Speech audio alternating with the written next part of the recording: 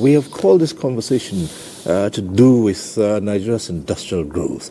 That has not been very good in the past few years, has it?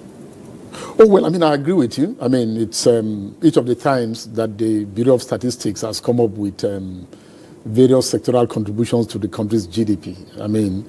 The contribution of industry and manufacturing has just been minimal, right? It's been always, so you are right.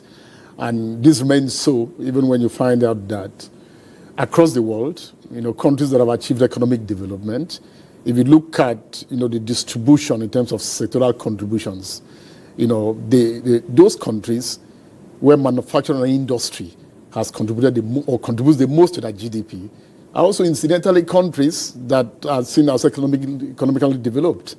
What it means is that it doesn't seem that it's possible that a country can attain economic development and prosperity without getting its industrial sector right. So you're right. And incidentally, we didn't start like this. In the 70s, of course, we had thriving, in industries and companies and manufacturing concerns. We've had to lose that in the course of the several years, and all of that. The hope is that we can get back to rediscover that past and to have it play and work for country. Well, hoping that we can recover and push ahead. So, are you daunted by what you see on ground? Whether I'm daunted? Well, yes, because it's challenging. I remember one of the first things that I did, after I got to the ministry, was to appreciate the fact that the stakeholders in Nigeria's industrial sector, of course, you have Manufacturers Association of Nigeria, you have NASIMA, you have NASMI, you have NASI, you have a whole lot of that. You have the organized private sector OPS. And I organized a stakeholders session because I thought that I needed to meet with them, because I thought very early that partnership and collaboration was going to be the way out of, what I found, in the sector.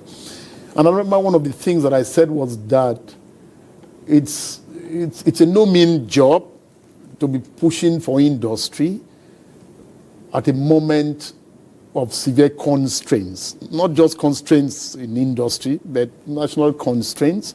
At better times, and we've had better times, we lost it, but we are now at a time in which, those constraints are there. We're at a time in which, the public, the Nigerian people, have had to make up with so much in the past. And it does appear that for this government, the expectations of Nigerians are quite high. Mr. President has shown courage from day one when he was sworn in.